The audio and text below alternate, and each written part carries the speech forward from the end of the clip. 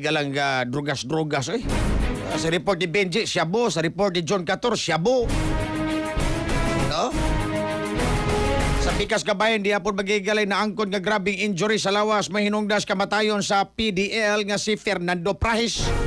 Reports Crystal Joy Filerca. Live report.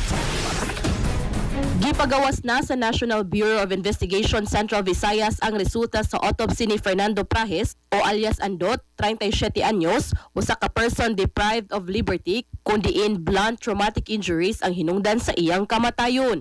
Si Prahes napalgang unconscious sulod sa Cebu City Jail male dormitory niadtong Abril 26 o pag-abot niini sa tambalanan gideklarar kini nga dead on arrival. Pagka-Abril 27, gipaubos ang iyang patayng lawas sa autopsy. Matod ni Dr. Rene Cam, ang NBI 7 Medical Legal Officer, ngang likod nga bahin sa paa ni Prahes mo'y nakaangkon og grabing bunog nga murag gipadol o hazing, nga dili na niini maagwanta ang nasinating kasakit. Ang maong PDL usa ka buwan ng ana sulod sa prisuhan og sigon pa ni Cam nga tungod sa mga naangkon niini nga mga bunog, dako ang tsansa nga adlaw-adlaw kining bunalan og gahi nga mga butang. Tungod kay presko pa ang mga bunog niini og daghan na nga dugo ang nawala sa iyang lawas. These injuries did not occur earlier, meaning this could have happened almost every day. Karang gusto lang siya padulon every day. Yeah. Lakip usab nga nakaangkon og bunog ang scrotum o itlog niini. The swelling of his scrotum. Kung dako na kayo iya itlog, no?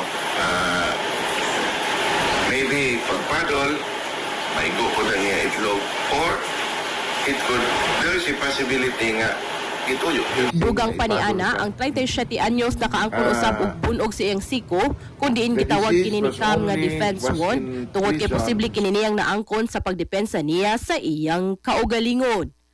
Para sa atong mga katropa nga gustong palig-unon ang immune system, malikayan ang ubo, hilanat labat sa ulo ug di makahilab sa tiyan, ang Santon Vitamin C, the alkaline vitamin C mao'y haom alang kanato mga katropa. Alang sa nagkayusang Pilipino para sa Pilipinas, kininyong katropa Crystal Joy Filerca, XFM News. XFM report. Alas 4:40 na sa Cellphone Plus Gold, mapalit sa mga butika sa inyong lugar.